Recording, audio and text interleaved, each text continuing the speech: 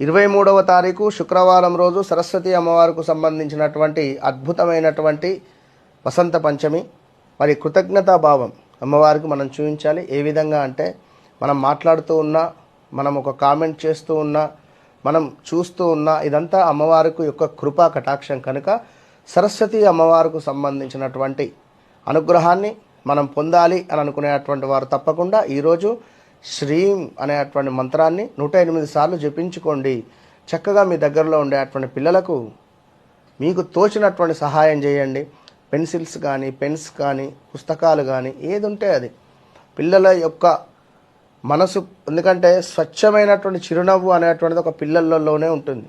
అలాంటి చిరునవ్వు కోసం మీరు స్వీట్ ఇస్తారో, చాక్లెట్ ఇస్తారో, లైక్ మీ ఇష్టం.